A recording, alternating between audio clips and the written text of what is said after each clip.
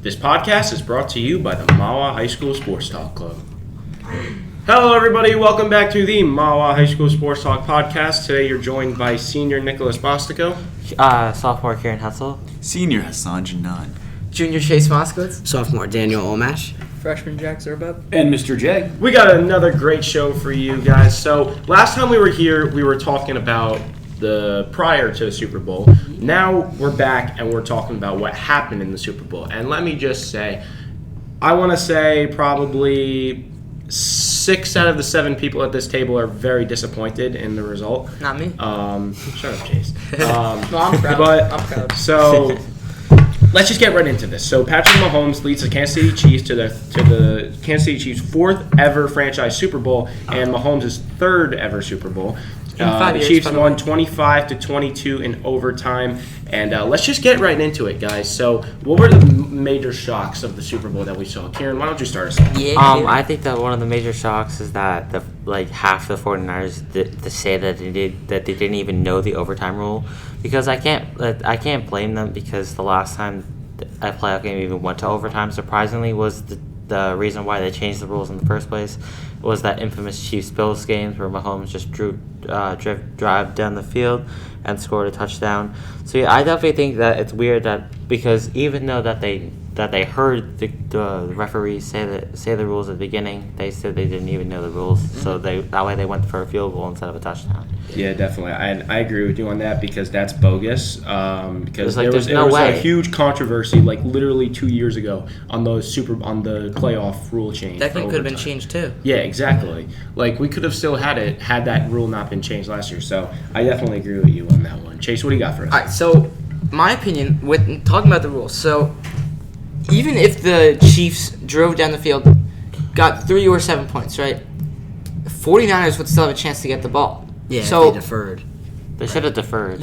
No, what I'm saying is, if the Chiefs scored first, then the 49ers would still have the same chance. Yeah. But then wouldn't the Chiefs just get the ball right back once the 49ers score? If the 49ers deferred, Chiefs scored 3, 49ers scored 3, the Chiefs would get the ball back, yes. Exactly, and even same thing with the Touchdowns. Chiefs touchdown, 49ers touchdown. Right? It's sudden death. It would be sudden death. So that means that it wouldn't have really mattered, I don't think, because I think it was a good decision that the 49ers had the ball, or got the ball, and it really wouldn't have mattered if they scored 7 or scored 3, because that's just... I think, here's my opinion, they put way too much faith in a failing defense in that second half, and going into overtime, you lost your stud right outside linebacker and Trey. Yeah, that was very unfortunate. Can we talk about the amount of turnovers that happened? Yes. Yeah, I was very shocked. Strange. 2 in the first quarter. That was the number one thing 49ers Who's going to turn the ball was over? Not to turn the ball. Because if you turn the ball over against Mahomes, he's going to score. Maybe not immediately, but he will find a way, even if it's in those dying moments, you know. And people are blaming the fourth quarter the overtime controversy, how they should have kept give the ball to the Chiefs. But what about that? Not the muff punt, where it got hit off the 49ers guy, yeah. And then they score the touchdown, So all of that would have been changed. Here's the thing: the returner Ray McLeod, he saw the ball. It went up into the air and then had an angle where it hit the 49ers guy's back foot right in front of him. So he had to go for the ball because it's contact. Or at least he saw that. At least he did see that. But he has. It's not his fault. But the people saying that the people making that a controversy. I want you to put yourself into that moment. The ball, you think it's coming right towards you, but once it goes down, you gotta it's all hands on deck, and he has a split second to react. I'm saying that because that thing happened, that led the Chiefs to score a touchdown, go up 3 points, right? And then it basically led them to get to overtime. I mean, without that, it's the 49ers' possession. Never know what happened. So, especially with CMC with the ball. Yeah, exactly. And what about the muffed extra point? That led to overtime. That led to overtime. Right? There's so many things that the 49ers messed up that could have been changed. Yeah. I want to say this now, and not like it would have changed the game. In the fourth quarter, it was 6 seconds left. The Chiefs, they decided to kick it instead of go for one more drive. Do you guys think they should have went for that fourth quarter drive? No. I think I'm going to be honest with you guys. I think they could have, because they were like I think they were on maybe the 3-yard or 4-yard line, or whatever it was. And my thing is like if you go for that.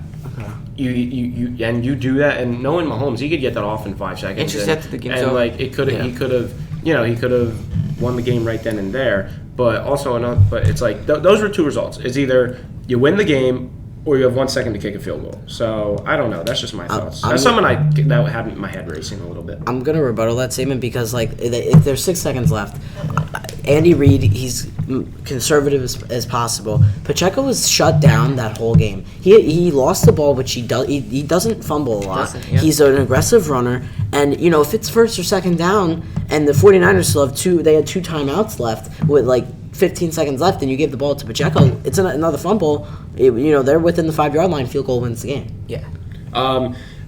Little bit. How about something offside of the game? Kelsey.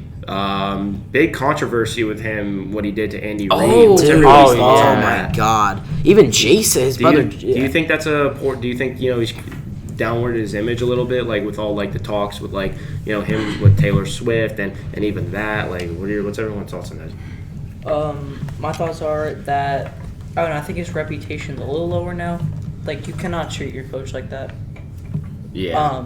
Just like, and especially Andy Reid, like he's already won you 2 Super Bowls. And Travis Kelce's a great player, but I would never treat my coach like that.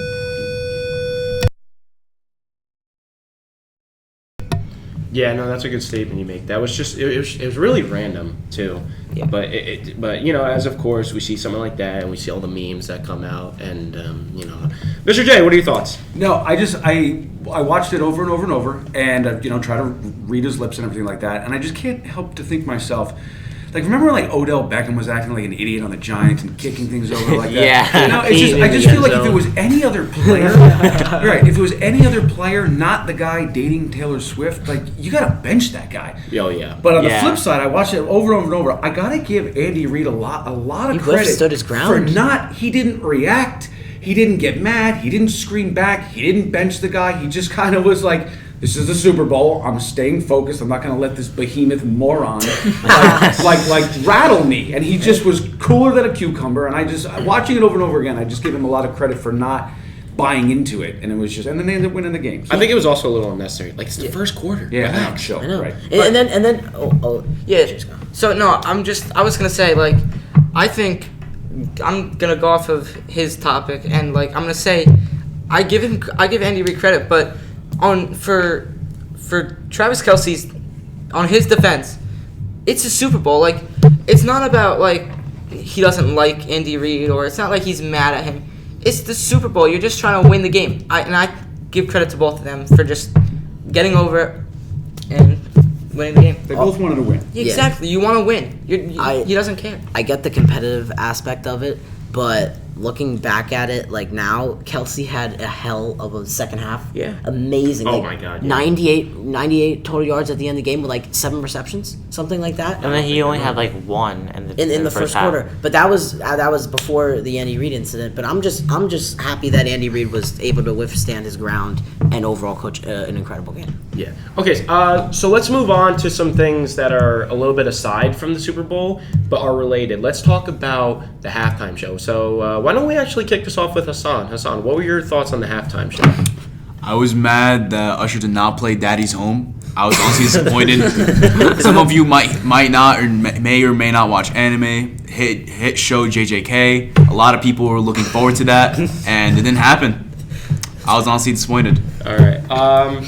I didn't watch it, so I can't really comment on it. Did anybody else? I did. I definitely think that the halftime show got to a really slow start, especially because he wasn't really singing.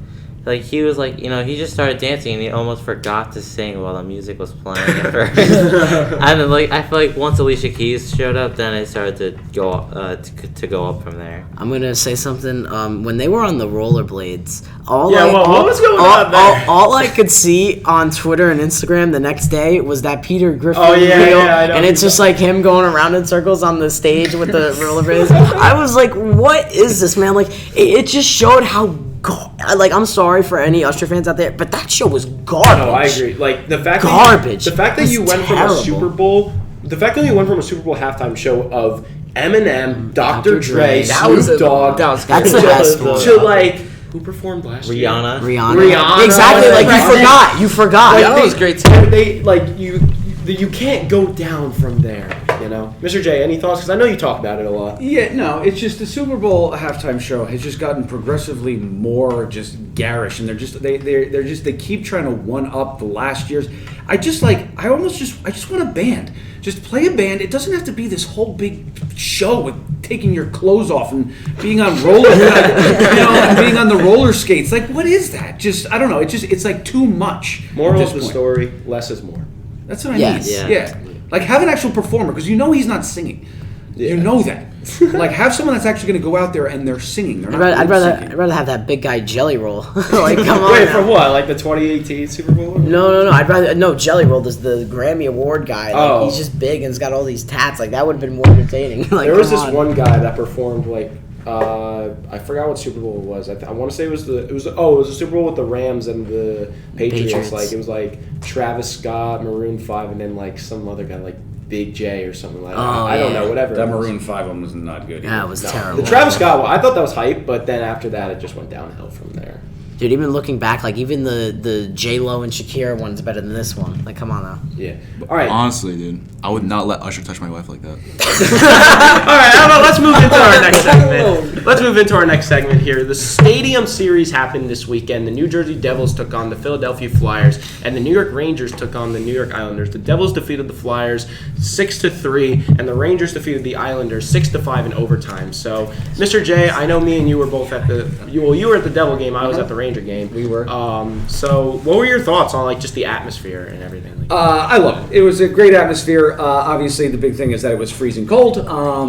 But it was. I had my son there, and it was fun just to be in the parking lot and just throw the football around with him. And it was just. It's like once in a lifetime thing because I go to the Giants games and we do that, and everyone's in Giants gear. But to see everyone in the Devils gear and to hear the Flyers guys chirping at us, and it was all good fun. Great atmosphere. You're a little far away from the ice. Like when I go to the Rock and where I sit, like you can see everything. You can see the puck. But it's just the fact that the rink is in the center and where you're sitting. Like if I was at the Giants game, it would have been perfect. But it seemed just a little far away. But the Devils came out. I mean, they scored within the first 32 seconds. So it was really good atmosphere, a lot of fun. I wouldn't want to do it every year, I think, because then it's going to ruin it. Yeah, but I think they should do more in the metropolitan area because it's just it's first of all it's hype, like It's pretty cool. and also there's so much potential because there's so many teams like in that area, so it's always the potential to do like more. No, it was really cool. And both games were really good, and the Rangers came back. And Yeah, first of all, I'm really jealous of you, Nick, that you're able to go to the game. I was been wanting to go for a game for a while, but we weren't able to get tickets for it. But one little detail that I noticed was there was the entire the TV side of the field was just closed off. Like the first 10 rows up. Yeah, I don't. Closed off. I don't. It was there's trees. There. Yeah, yeah. Why were there trees? So I was actually sitting somebody next to me that had that same question, and I had the same answer. I don't. Oh, know. with those people walking and they're like. No, not that. There was in the left side of the field, I think by the Like the Verizon TV gate. side. I think by the Verizon gate. There was just there was a section. There was maybe 10 or 15 rows that were just closed off, and it was just trees. It was really weird. My question or my thought was advertisement. Yeah. But there's nothing. But nothing was. I watched. There was no most of- logos. I watched most of the game on TV. They didn't even use it as a green screen. So it was just trees. It was just trees. Yeah, it was just trees At the on game, TV it was too. trees. Yeah. Can we? So we're done with the Devils. Can we talk? Oh about no, this? we're just talking about everything. Can we just talk about this Rangers game? The last 5 minutes of it. Can we just talk about that? Oh my god, That was amazing. It gave me oxygen just watching that. A lot of people are saying the Rangers that even with last night with the Rangers being the Devils, a lot of people are saying Rangers they're only good against bad teams or not bad teams, but because Dawes he hasn't really put out a name for him in the league yet. But I didn't even the Rangers, heard of the guy. The Rangers, they have the most wins in the league. They have the highest win percentage, and they had and even when they didn't have the highest win percentage, their win percentage was either top 5 or top 3 for the longest 8 in time a row now, possible. too, right? Yeah, and even when they went down, like to I think as far as like 9th in the standings. Yeah, they were bad at one point. Yeah. Like, but right before the All-Star break, they were like really bad. Yeah, exactly, and that's what I genuinely think this team is back in the cup talks, but you never know. Could be next not playing month. They lose one game, they end their 9-game win streak, and then they go on and they Still got 2 more months to go. No, yeah, but then I'm just saying, like, they go on the stretch where they just lose a bunch of games and then they go back down. It's like, oh, Actually, they're it's not not. in the cup It's talks. actually like almost a month and a half by now. It's season's coming to a month an and a end. half, 2 months, whatever Like it is. April 10th. They look playoff ready right now. I'll tell you that. Yeah, we do. I'm just gonna say it now. Right now, I don't like the Devils, but I think if they really try, I They think could they'll- definitely I still think make it, yeah. Even like Joe Micheletti, you know, he I was watching the game last night and he's saying, like, you know, the Devils, all these teams, they took the offseason to get ready for for the Devils, and the Devils, they literally made no offseason moves. Yeah. I think maybe was Tyler Toffoli on the team last year? No. That was the only hot move they made. Yeah. And, like, that was, I mean, the Rangers, they got, like, Quick, Bonino, Wheeler, and, you know, sucks to be Blake Wheeler right now out for the season. But, you know, but it's just, like, they made all these moves, and they're just ready for the Devils. And that's what a lot of these teams are doing. And that's feel why like the Devils we're- only have, like, 50 points right now. I feel like the Rangers. I mean, I'm biased, but I feel like we have a better shot at winning the cup than a lot of the teams because we're experienced. I would say the one better team is the Bruins because they're experienced too. The Canucks, I'm scared of the Canucks right But now. we have the most experienced. Kreider's been. Because they've been, like, first place for, like, ever now. I don't But- understand how though. Yeah, That's the Kreider's- question. You interrupted, Chase. No, that's fine. Everybody's been in the playoffs at least like 3 or 4 times, except for like the rookies. You know, Kako, he's been in it like twice. But like, if you date back to like 2015, all of our players have been in the playoffs for like a lot of time, and they have a Yeah. lot of experience. You have a complete team.